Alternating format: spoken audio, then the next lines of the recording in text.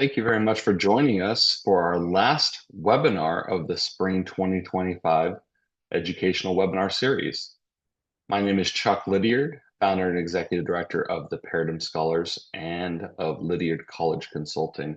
And I'm excited to share with you 5 game-changing resources that will help you own your college process. A little bit about me, if this is the first time you've heard me speak.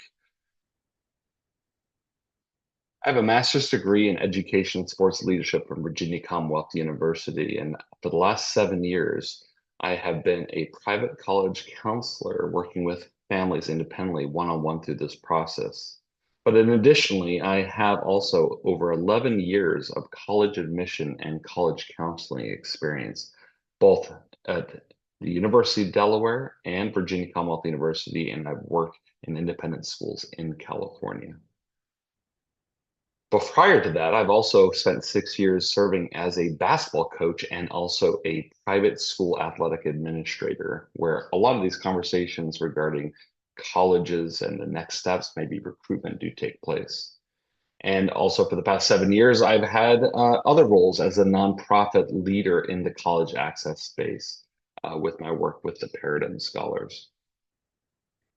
But I am excited to get started with you today about sharing the resources that are my go-to when students are serious and ready to jump into take control of their college search and application process. So the first resource I love, especially to begin this process, is a website called Coursava.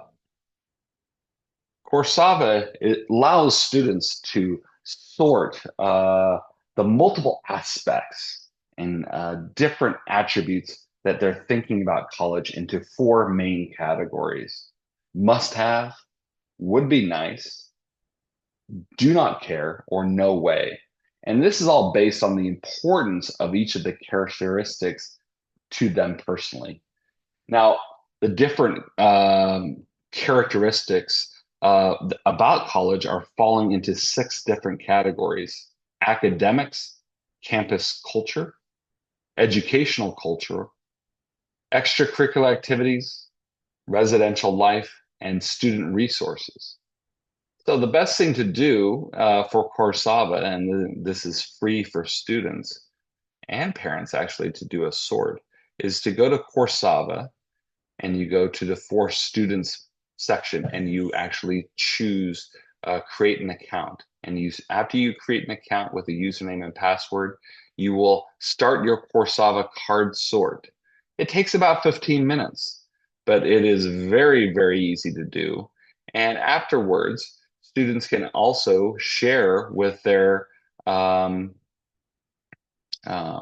counselor or actually a parent by sharing the PDF of a report that's generated. And here's an example of a report of how it looks. As you can see, it's very color-coded, very nice. So for this particular student, this must-haves for academics related to engineering and mathematics. They're very interested in academic advising, internships, campus safety. You can kind of see they also do not want ROTC or a gap year or a women-only college or a community college in their experience. The student chose a lot of things for the would-be nice category. So these are things that they, isn't the top priority, but it is something that they would be curious about and interested about. And do not care. And so being able that this card sort takes 15 minutes, it's interactive, it's gamified, and it presents this report afterwards that can be shared with a college counselor, a parent, or just to remind the students themselves. I think it's very, very great to have all of these sorted based on the particular interests of the student at that time. If you are a younger student, say a sophomore in high school, you can take this every year in 11th and right before 12th grade because you can see how your mind changes on things as you progress academically through high school or experience different things both in and outside of the high school experience. And those must-haves and would-be nices, those are going to be specific things that should be researched on colleges, when you're doing your research on colleges, these are specific questions that you want to find answers at. And as you do that research and keep it organized, which we'll highlight a little bit more of tools to do that in a second, it kind of makes the research process a little bit more streamlined. Okay, I did kind of hint at this, but the resource number two is the College Research and Essay Tracker. Now, I will say I am going to be a little biased. I did create this resource and it is going to be shared with you as well. You can see that in the bottom right, you have access to this resource here of any of the resource slides. It will have a hyperlink to any of the resources that I mentioned. But let me go ahead and share with you what this looks like. As you can see, this is a very complex Google sheet with a variety of tabs. I'm not going to go over every single field, but let me just talk about the tabs and highlight a few things here as well. So in here, you have four tabs at the bottom: the school research tool, the applying list and demonstrated interest tab, essay tracker tool, recruitment, and important links. I'm going to go ahead and I'm going to click on all of these tabs and give you the main idea. But in general, I recommend for students to eventually have a list of between 8 to 12 schools that they are excited about applying to. But that may mean that they will have to research sometimes up to 20 to 25 schools to develop that balanced college list. And when I mean balance, I do mean regarding the acceptance rates. We hope that every school a student applies to is going to be one that they not only would thrive in academically and socially, and it would be a great financial fit for your family, but also just choosing 12 schools that are highly selective, maybe they only admit 20% or less of their students, is not going to set up the student to success. So a balanced college list will have 3 to 4 schools in a category what I deem as likely, meaning that the academic credentials of the applicant far supersede the profile of the last year's class. Then there's a category called likelies, which is the academic profile for the student that's applying is right in the middle. The GPA is sitting right in the middle of 50% of that academic profile from last year's admissions class. And we certainly don't want to take away the opportunity for potentially getting into a school that might maybe deny more students than they accept. These schools, though, are called reaches, and sometimes there's a subcategory called wild cards or far reaches, in that, there are schools out there, namely all the Ivy Leagues, where if you have a selection acceptance rate below 5%, that's a wild card school for everybody. No matter how good your academics or your extracurriculars, your leadership is, they are curating a class that is very selective, that those factors that they're looking for sometimes change each year. So applying just to 9 to 12 highly selective reach wildcard schools is not what I advise. So you do have to go through this research process to find out what it is about maybe those reach or wildcard schools that you really, really enjoy and you are gravitated towards, so you can identify and search for these factors in other schools that may not be as highly selective. So this is just honestly a database, a Google sheet that you are essentially collecting information. It's nice to have everything in one page. And so, based on what the Coursava card sort came out to, you're going to collect some of this quantitative data. But as you go across here, you have links to check out, majors I'm interested in, unique courses. Those might be more related to around specific academic majors. Perhaps the links to check out might be regarding student activities or clubs, intramural sports, or perhaps a unique advising or study abroad program that you discovered. And I challenge students to think inward and ask them truly, what do I like? What do I not like? Believe me, even if a school that might be your top choice, there might be 1 or 2 things that maybe you don't like and makes the school not perfect. So once you've kind of gone through that process, and I recommend if you choose not to apply to school, don't delete that information. You may go back and actually decide to add it later on. But if you decide you are going to apply to a school, there are some other things I would suggest you taking a look at. Again, I don't recommend doing this as schools you're not going to apply to, but then you can start looking at a little bit more around financial affordability. Um, I think it's very important for a student to go and get their student aid index number. And you can do that by just Googling student aid index estimator and filling out some brief information with you, the student, and your parents. And you're going to find out essentially what the colleges feel that you and your family will be expected to contribute to your college experience. And if you subtract that number from the total cost of attendance, you're going to find out what your overall need may be regarding college and the actual cost of college. And remember that term need later on, because you may be a family that says, look, we don't need anything. And that's fine. But I'm going to show you a tool coming up that will actually be able to show you schools that will meet that need that the school says that you would have based on the endowment that they have at their institution. Some schools actually have admissions counselors assigned to the student's high school or high school region. And sometimes it's important to know if it'd be important for you to reach out to those admissions counselors to get more questions asked or to demonstrate interest into a school. So this second tab has information regarding the admissions counselor's name, email, and this is important here. If you're looking at links that you liked on the previous tab, perhaps you have a follow-up question for that specific admissions counselor. Again, all of this is to keep everything all in one place. I know some students like writing things down in a notebook, and that's fine too, but there's a lot of research. There's going to be a lot of time spent on websites. I would just encourage you to use something like this, and you'll have full access to this. When you get the link, you just go up here and go to File, make a copy, because you'll have preview access, and then you can save your own copy to your Google Drive. But very quickly going through the next stuff here, I have a tab dedicated just for essays. So if you by chance are applying to the University of California system, I've already verified that these are going to be the UC personal insight question prompts for next year. So I have the prompts listed. You'll have to choose four. This link here will take you to actually get more information and advice on the PIQs from actually the University of California system.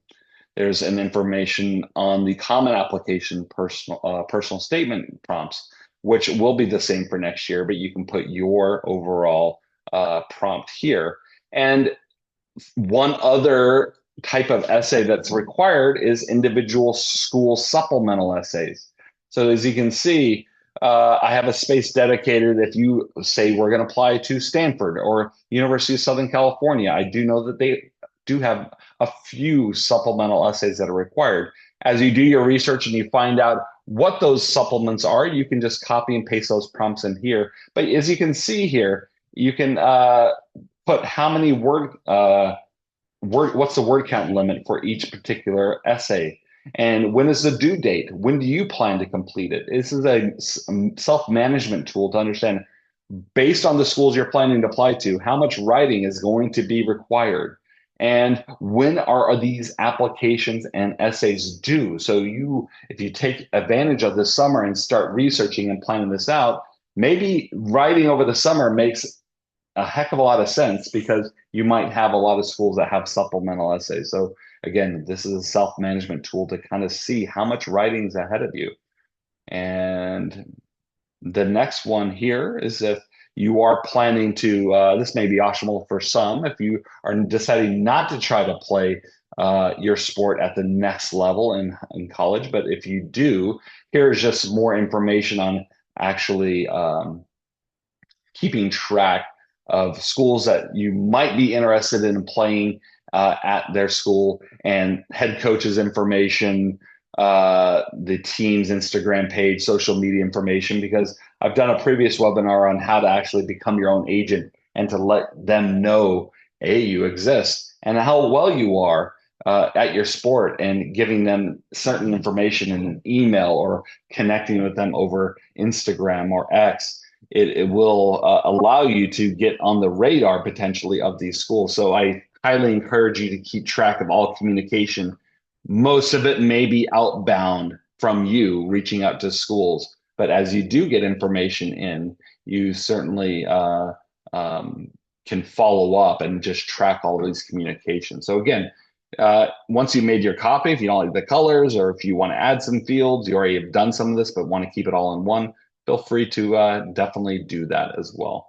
Um, Lastly, I have some important links. Some of them I'm going over a couple. I'm going over one of these in the presentation, but these are, great links for online tours, for doing research.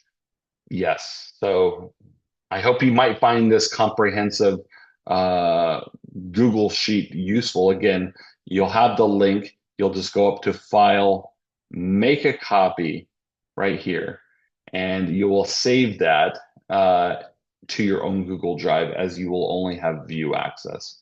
And again, this is going to be useful, especially as you are getting ready to apply to college. This is going to be useful to manage your college applications. But then let's think about it. If you actually do go through and you have a lot of this information there about things that you are very interested in the school, you know, over the course of this time, you're going to submit your applications and you're going to be awaiting these decisions. And the goal is to have options in the springtime. And if you have multiple options, having a tool like this to refer to about what made this institution stand out, it's going to help you when you have to decide just that one school that you want to say yes to. Okay, let's go on to the next resource. And this is a resource dedicated around college research. So I just showed you that college research and essay tracker tool. When you're actually doing the research here, this is a great website that you'll actually be able to utilize. I will say this before I show you collegedata.com. They do have some pop-ups that can be annoying. So if you see me click out of them, that is what um, you're going to have to do. But I find that they are using the IPEDS data that colleges and universities supply the federal government each year to showcase in a different data set some of the information that's important about a college. I would encourage you to do this in addition to looking at the college admissions website as well. So let's go over here again, college data right here. And the first thing that you want to do is you want to go up to the college search area right here, top left. Now, I'm going to choose a college for this aspect here. You click on here. Let's search for a school. As you can see, there's over almost 2,500 schools out there. Let's search for, I was just at the University of Notre Dame. So let me go ahead and click and search for University of Notre Dame. I'm going to click on this. Okay, very quickly it came to the main page, facts and information. There's one of those pop-ups I talked about. The overview, you're going to get a lot of the overview you might get on the actual admissions site that for the Notre Dame or any other college. You're going to see it's a private school. It lists the amount of undergraduates plus graduate students, which I think is very, very important. This is going to be classified a mid-sized school. You have a gender breakdown as well.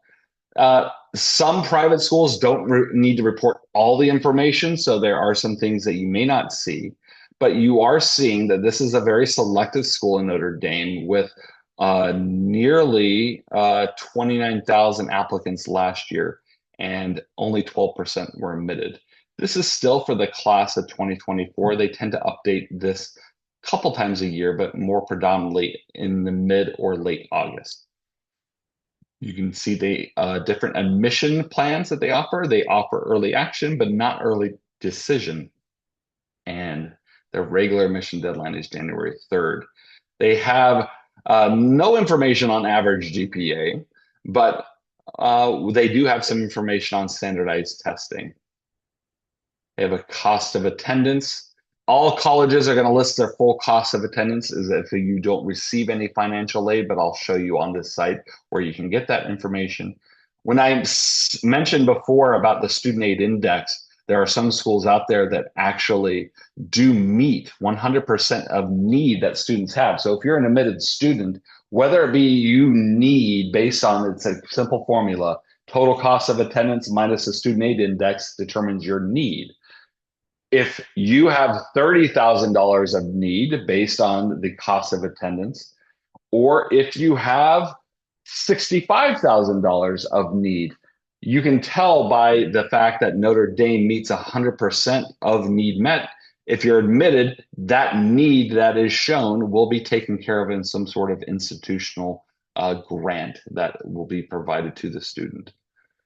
So one thing I like on this overview page is seeing the breakdown of the class sizes. So you can see that if you were coming from maybe a larger public school that had an average class size of 35 students, and let's say you wanted a smaller experience, you can see that about 70%, just a little over, are actually of their classes at Notre Dame are at 29 students or below. You get a little information regarding the campus life, where the nearest metropolitan area is. I just flew in and out of Chicago, and there's a 2-hour train ride from the heart of Chicago to South Bend, Indiana. And you also have an ethnic breakdown as well, and an international student breakdown. So overview provides quite a lot, but I do realize that you might be getting a lot of information from the admission site, which I do encourage you to go to as well. You're going to be able to find out more information on the school itself, maybe the mission of the school. Also, you'll be able to find the admissions counselor's information, because you won't find that here. But this second tab, admissions, this is another important tab. And this hopefully will be the second to last pop-up.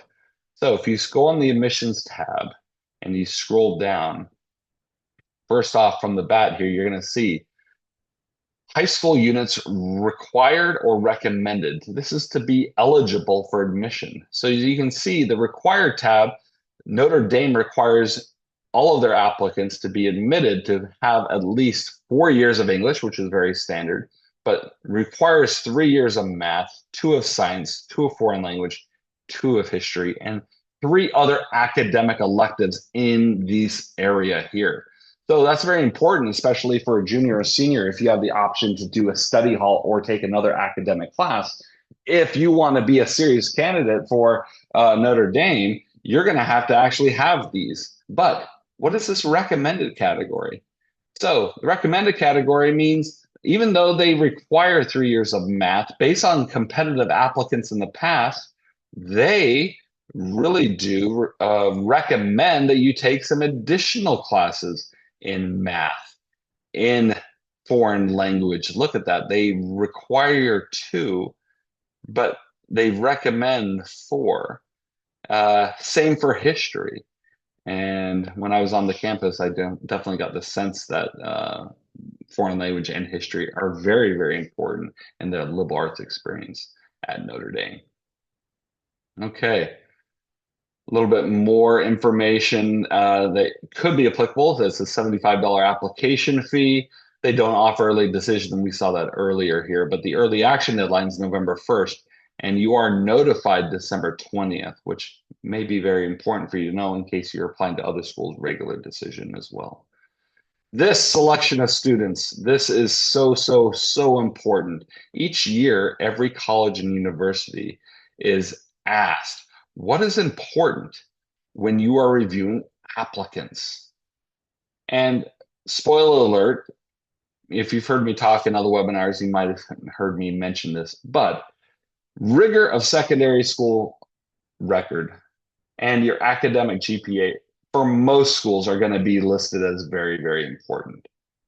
Notre Dame is test optional, so they have standardized tests as considered because you can submit them, but being that they're test optional, They're saying it truly is optional. If your class or school ranks, that will be very important. If your school does not, it won't go against you. Your letters of recommendation from your counseling teachers and your essays are very, very important.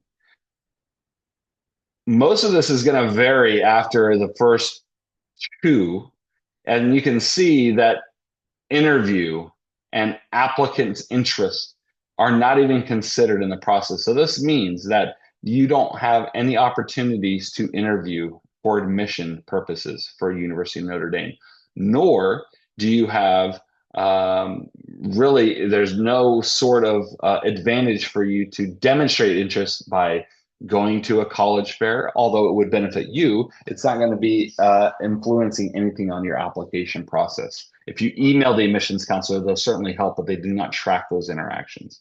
But they really do care about extracurricular activities, volunteer work.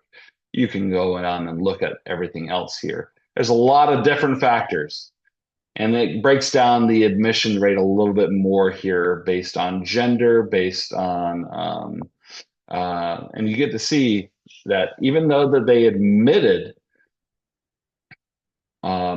pretty much about 14,000, almost 15,000 women, they admitted that number to fill a class of 1,717. So you can see that this is what is called enrollment management, where our schools, colleges, the universities, they're actually using pretty complex data analytics and formulas to find out how many students they will need to admit based on um, um, how many students they need to fill each year. They need to admit a certain amount, knowing that they will not all choose that school because they've applied to different options. Many students have, they're weighing their options between academics, the student life experience, and it also is very important for most students comes down to financials, what the total cost of attendance would be. They have some waitlist information here, and you can see very small amount of people came off the wait list last year. So it's great that they offer that. It's actually higher for some others, than other schools that I've seen. So very important information to have here. You're not going to go through as slowly as I'm going. I'm trying to make sure you have an idea of what's there. Most schools will present this information, but again, private schools aren't required to report all information. I like this. If you find for other schools this information, they'll give you a percentage of how many students that chose to come to that school had a certain GPA. Now, it is out of a 4.0 scale, which is unweighted. But you might think, I might see on other schools' sites that they accept that the average GPA is a 3.92 out of a 5.0 weighted. They are presenting data that says this is the average GPA out of a weighted scale.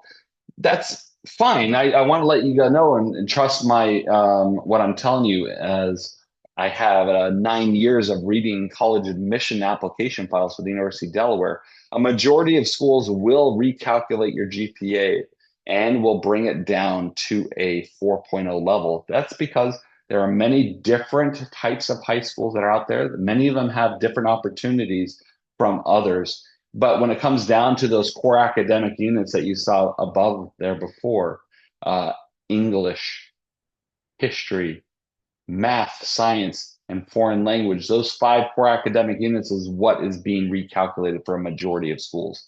And if you were to research and look at on college data for other schools, most private schools will have this information. You're going to be able to see, okay, 75% of the students that enrolled, meaning they're at the school at the start of that fall, they had a 3.5 to a 4.0.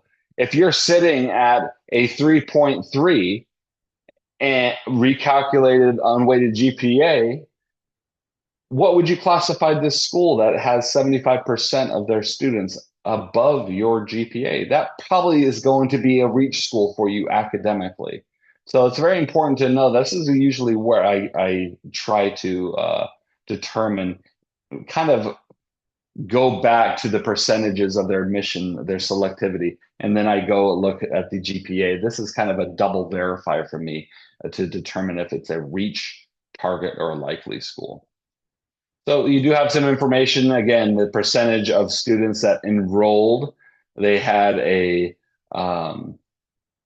English score of 83% at English school of between 700 and 800. I don't know why they didn't put math in here. I'm not sure why they chose to report English and not math. It seems a little weird. But ACT, if you take the ACT, uh, almost all those that submitted scores, keep in mind these are students that submitted scores, almost 95% had between a 30 and 36. So they did accept some that had below that. I'm not sure exactly why they submitted these scores, being their test optional, and they would have looked at this data, they would have seen that it probably wouldn't have helped their case. Okay, lastly, and I'm not going to spend too much time on this side here, but you can see if you scroll to the top here, financials. Okay, again, you'll see the same cost of attendance that you saw before. It breaks down. This is based on 2024, 2025. So keep in mind over the summer, this may change for schools. So I always recommend that when you're doing this research over the summer, to maybe just go peek at the schools that you're really considering attending and see if anything changed. But if you scroll down, you have financial aid information regarding their website and email.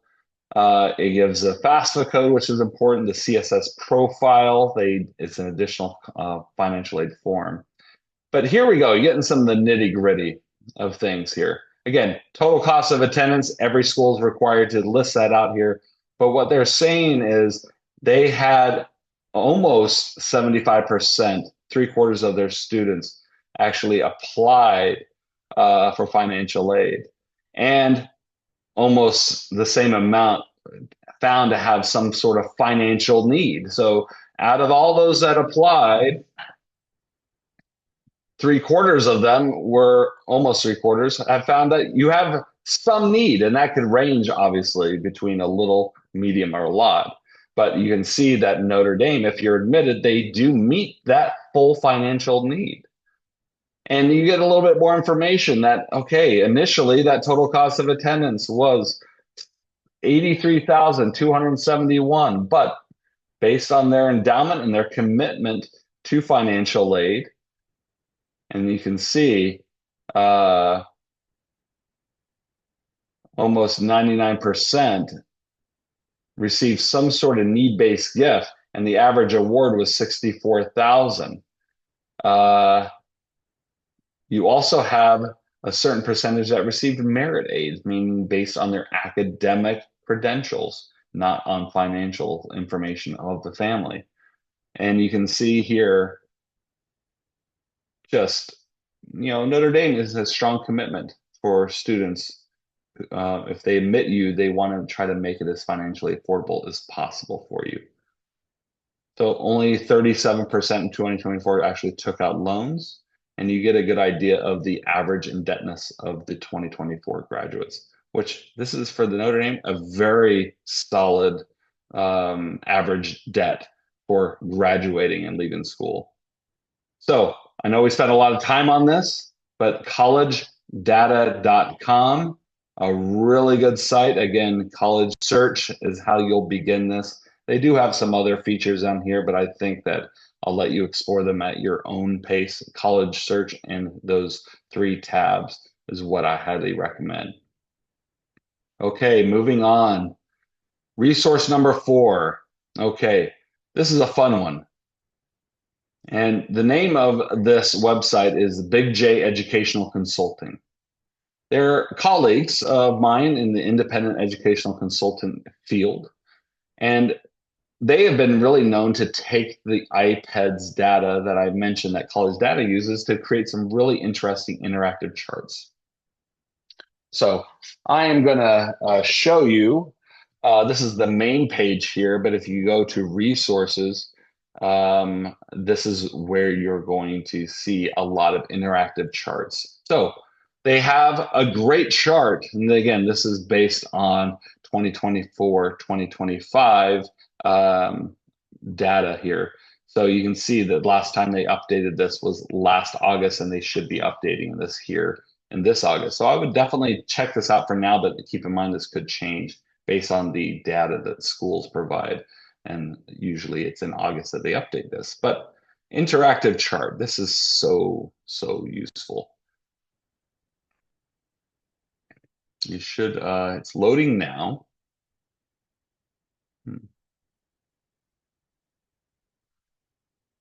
Here we go.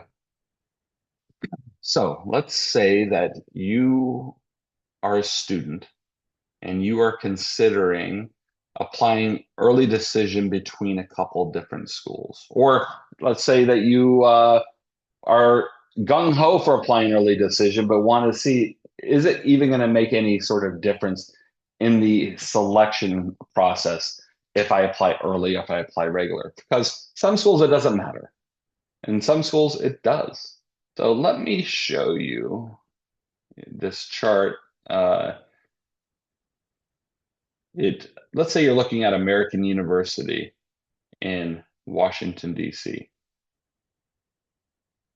And you can see by just clicking and filtering that there that they offer different application plans for American University, early decision two, and early action. So you can tell that the early decision acceptance rate is 85% versus 45% for regular decision acceptance rate. And they achieve 35%, so nearly about a third of their class comes from early decision. Now, keep in mind, where certainly that is pretty drastic in those acceptance numbers, you still have to very much meet a lot of those things that American University says are important factors that I highlighted earlier.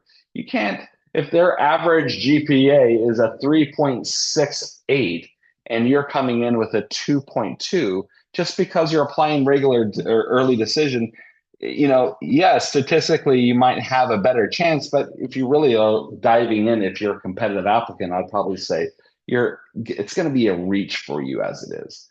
So even though this is showing 85%, it may not necessarily mean that you're likely. It does mean that there can be an advantage by applying early decision versus regular decision. Now, this is a very important decision that you have to make with your family. Early decision means that you certainly, if admitted to this school, you are going to sign a contract. A student, parent, and a counselor will sign a contract. I mean, you're technically obligated and contractually obligated to attend this school. And so it does limit some options, especially if you're a high achieving student. You might not be able to compare other offers, other financial aid packages of other accepted offers, because if you click the box for early decision and you sign that contract and you're admitted, you're going to be telling them that you're going to withdraw all of your other applications. So it could offer that, but it does, I highly encourage everyone to have a financial conversation about if, as a family, the family can afford to attend the particular institution you might be applying to early decision. Because in many situations, schools may not offer merit-based scholarship, meaning based on your grades or test scores, for those that are applying or early decision, because they don't have to. They don't have to entice you with scholarships to get you to come to their school, because you're telling them already, I'm all in. Early decision. I want to attend here. You're my number one choice. They don't need to entice you with merit-based scholarships. Now, if you have need, meaning the financial situation you're at home, means that the student aid index shows that you aren't going to be able to contribute very much to your college education. There are some schools that will certainly come in with need-based grants. That isn't going to be effective with early decision, but doing a net price calculator is going to be so important. You could go back here and you can definitely, let's say Babson was another school. You can also compare them at the same time as well, as it's loading here. One moment. So you can, let's say you are in between a couple different schools and you're not sure. Let me see if I can speed this up a little bit here. Let's see. Let's just do only Babson. Yeah, the internet's a little bit slow. Let's see if I can go back and do the same things again. And I'll do American and Babson. And then afterwards, I'll show you a great tool that kind of highlights also the financial aid and merit aid distribution. Let's do American again. We'll do Babson. Maybe that's what's keeping it slow.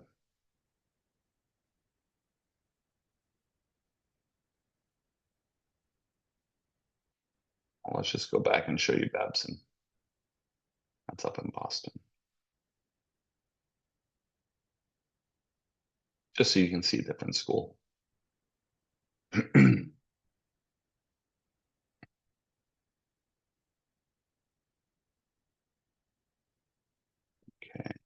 just click on Babson and I'll just show you the numbers.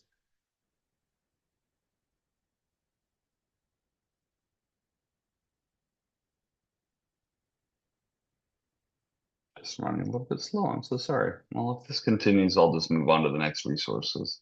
This is very intuitive, very easy for anyone to go and do. Not sure why this is. Let's try a different school. Let's try in Illinois, Augustiana College. Let's see if maybe they're having something wrong with the website. I'm glad I was able to get this information already. Okay. For the sake of time, I'm just going to go on and show you just so all the tools that you can look at. They've started doing reports for early action, in and out of state acceptance rates, which can be very useful. I'm going to show you in a second the domestic undergraduate need and merit-based aid. But if you're also an international student, you reside outside the US, you do have financial aid acceptance and financial aid charts specifically for international students. And then a newer one is regarding percentage of students submitting SAT and ACT scores. So you can spend a lot of time having fun on this site here and get a lot of information here. But let me just show you again, this cost is certainly something that's up there and of concern. You can actually do a search on schools and kind of see how much need and merit-based aid they may be offering. Now, these charts are pulling information from the common data set, the IPEDS data, that is being shown also on college data that I showed you before. They're probably having a little issue with their data. I'm not sure, or with my internet connection. What I like about this is you can see it breaks down, just like when I showed you on college data, it breaks down need and merit-based scholarship aid offered and the percentage of students that receive it at the school, as well as the average award, both for need and for merit-based aid.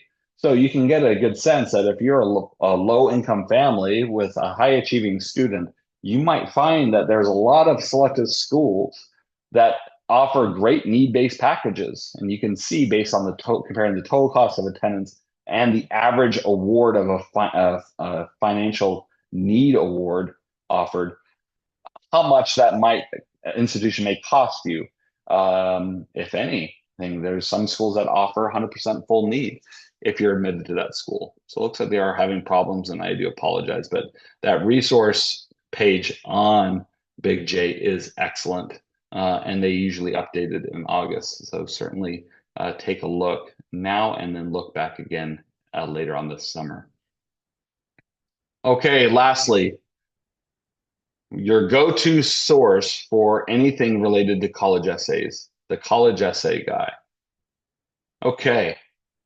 Ethan Sawyer is so generous with not only his time, but the resources. And So many of his resources are free, but he offers very great summer workshops to take students through different college essay processes, like the Common App personal statement, the UC's, the University of California personal insight questions as well. Not all, these do have a cost, but he is so willing and wants them these workshops to be accessible to all. He even has a pay what you can model if for some reason you can't afford the rate for his workshops. His workshops are 100% worth it. The students I work with, they go through these workshops each summer. And they really are a great way to get the conversation started, to get drafts out there, great brainstorming, uh, having students finding out not only the prompts they want to answer, but what about their background experiences, their personal attributes, their visions, their values would be great to include in their personal statement or in the any other sort of essay that they might be writing on. But the free resource tool right here, as you can see, if you go to personal statement, he has quite a bit of resources. I'm going to just show two real quick. The personal statement here, he has a lot of great guides. Again, these are free on not only how you get started, but how you write this. He has a great blog as well. Highly encourage you. He has a great podcast too. The other one besides, and you remember that with the college research and essay tracker tools, some schools have supplemental essays. So if you click on the supplemental essays tool, they have some crash courses on how to save time when you're writing your supplemental essays. And each year he updates guides for not all colleges, but a lot of the popular colleges that are out there regarding how to approach their actual supplemental resource. Excuse me, the supplemental essays. So you can see I just clicked on one. The University of Richmond has a video. He has a PDF handout.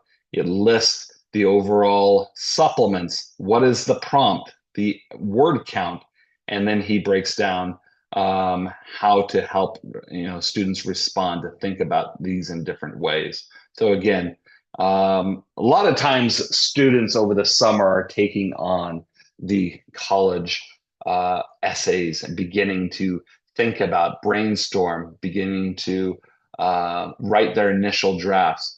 And a lot of times they're doing this with no real help from their particular high school. Their high school is closed over the summer. Their college counselor may or may not be available as much as they are during the regular year. So, since this tends to be one of those aspects of the college application process that brings a lot of stress to students, this Ethan Sawyer, his team, college essay guy, can't say enough great things about them.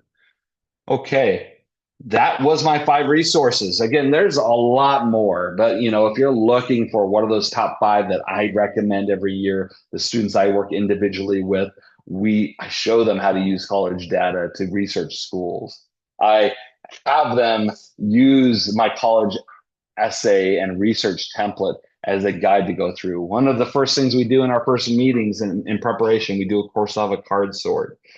If it is the right fit for a student to look at a school early decision, or if they're really concerned about a financial fit, I will use the Big J educational consulting interactive charts. But everybody, if you're applying to school, has to write an essay, has to write a personal statement. So certainly all of these tools are in my tool chest. I help students and families understand how they can benefit from them. And hopefully you saw how I use them and hopefully it would benefit you. So again, I hope this is helpful.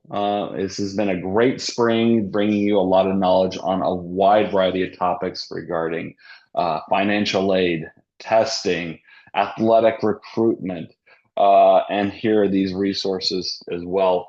I hope you found these useful. Please use a recording. I'll be sending a recording and also my deck out to you. On each of the resource deck, again, you'll see access the resource. I've hyperlinked where to go for this, so you need to just only click there. And here's my contact information. If you have any general questions, please don't hesitate to reach out to me.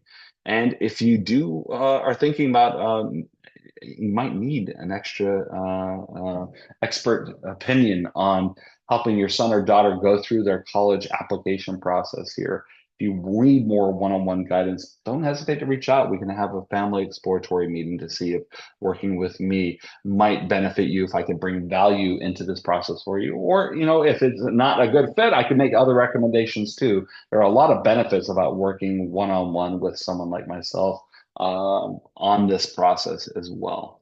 But I really do appreciate your time. I appreciate everything that you do with Future Champions Golf. I'm going to be out at the Future Champions Golf World, Callaway World Championships in mid-July at the welcome event, and also presenting a session as well the next Monday. So hopefully we'll have a chance to meet in person. Reach out if you have any questions, but thank you so much. I hope you have a great day.